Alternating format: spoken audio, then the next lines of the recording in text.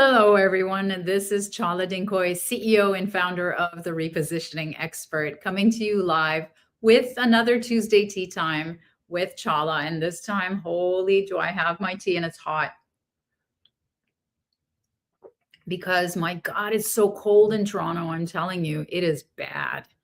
But let's talk about trigger events.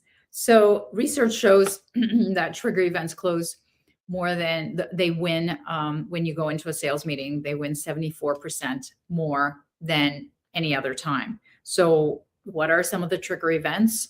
Like I listed in the blurb, it's something of importance to your prospects that you can solve something around. So and it accelerates their need for your help, for your services. So some of the examples were a merger, leadership change, new hire, new territory, new legislation, new product launch, new award, something that you need to figure out. And this is the beauty of having a super niche, which I'm going to talk to you about, is how exactly do you go about doing this? So I've outlined some steps for you to do it. So the step number one is figure out your super niche. And this is why people actually hire me. So industry target, I love targeting by industry because it really drives that clarity, knowing exactly who you help, where to find them, and how to talk to them and how to use their language and their specific case studies. When you're focused in an industry, marketing gets super, super easy. So figure out the super niche of not just which industry that you want to target, but also what is your special one facet of the pain of the solution that you offer, your special sauce. What is that sweet spot of which industry and what pain you solve, which is the most expensive pain point that you can solve that is as specific as you can get. So which specific pain point you'll solve, plus the industry makes your super niche. I talk about this nonstop all the time, so you know exactly what I mean if you follow me. If not, there's like years and years and years of Tuesday tea times and other training that you can find on some of my channels. Step number two is once you have your super niche, shortlist the 10 companies. Now I want to start with 10. You want to be ambitious, you can do, 10 a week if you want, but let's start shortlisting 10 companies in that industry to start with. Step number three is make a list, and this is the biggest one, of your super niche trigger events. So I'll give you some examples. So my health compliance client, their super niche is pharma companies and who need clinical trials. So the keywords for her are compliance, or the trigger event is change in compliance for pharmaceuticals. My ad agency client, the trigger event for her target, which is the food manufacturers companies, is a new product launch, for example. For a relocation client, his target is insurance companies and his trigger event is moving. If insurance company is moving. So once you have these trigger events, and one of the ways that I found trigger events was to ask, AI.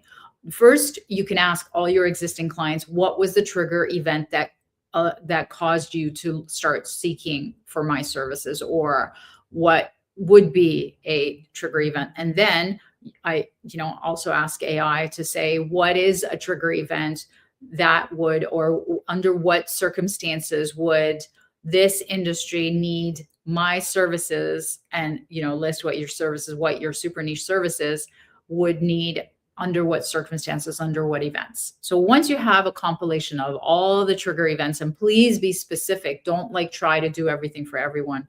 That's a surefire way to waste time and go broke. So after you're very clear on what industry you help and what problem you solve, then you figured out what your trigger events are. Then step number 4 is set up watch. So set up Google Alerts with the exact company name and the actual trigger event. So for example, Pfizer clinical trial compliance would be what one of my clients would do. You can also set up these the watch on LinkedIn Sales Navigator. Now, I don't think you can set it up like the trigger event words, but you can set up the watch for the company. And specifically, you can actually follow 3 or 5 executives that are in your exact area, department of purchase, or whatever specialty that you do. So once you set up watch, step number 5 is to do the outreach. So that's the trigger event outreach. And now outreach can take the form of emailing, calling, sending a video, I'm sending actual snail mail like packages. You can leave a voice note. You can leave a Loom, which is an online video. You can do actual messaging through LinkedIn. There are so many different ways to outreach, but I'm going to give you the essential messages and the timelines that I want you to do follow up, because 80% of emails need follow up. So you could start with an email. Now, I've been starting with a letter with a package. So I've been sending my book. I've been sending toys that are irrelevant. I did a whole segment on, door opener gifts, gag gifts, and they're not like actual gifts because they're like $1 each or $2 each, so that they're under the limit of the gifting to send to, a corporate employee. So I'm getting in under the gifting, but it's a gag gift that actually, sticks in their memory and makes them set an appointment with me. So, but what's important is what is on the letter on that messaging. So you can email this or you can send it any other way, but the first name is, would be the first email, and you would say where you saw the trigger event news and what the trigger event is, why the trigger event is a problem, and how you help solve that trigger event, and then ask for the call. So it would go something like, I saw the news about XYZ, congratulations, it's exciting. And then, expanding into, let's say, 3 new states is going to put a lot of pressure on your enrollment systems, why this is a problem, and then how you help. Well, we help this type of company, name their industry, solve that specific problem. For example, when we had, this client who had a similar situation, and this is the result they got, and would it make sense for us to have a brief chat? So that's it. That is the first message. And now a note is you should create some sort of tracking spreadsheet so that you know exactly which, who you sent, what the trigger event is, what the name of the company is, and then, where you are in the follow-up funnel.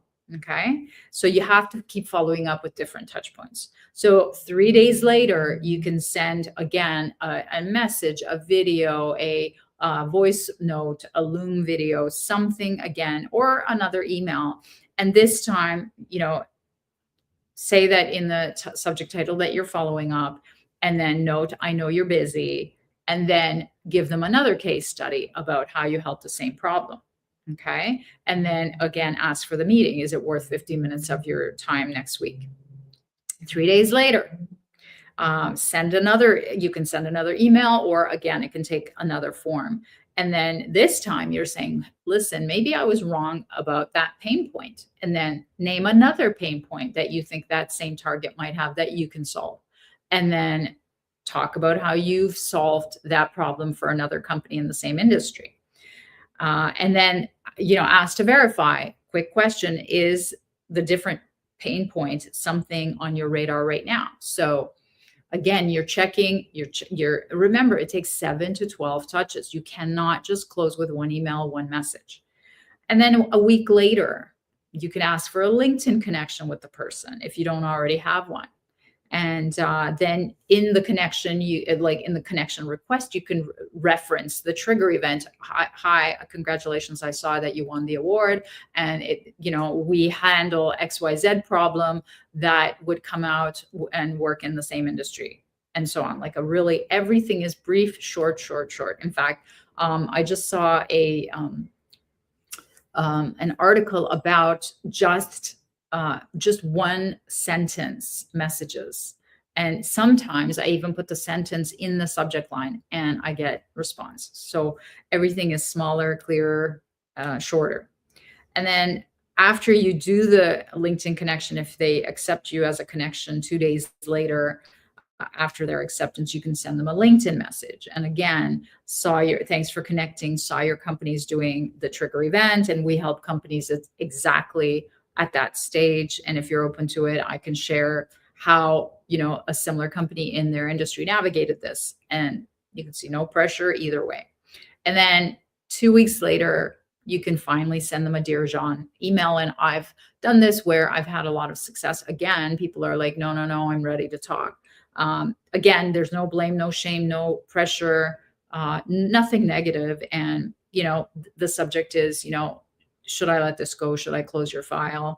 And then you can say, I've reached out a couple of times and it hasn't worked. Now, again, this is all, it's how you want to do it. It's what your style is. It's what your culture is like and what your personality is like. And you can, do it with humor. You can do it with, gravitas. You can do it professionally, but just do it because it works. This is science. This is all stats. It just works. So don't let it go.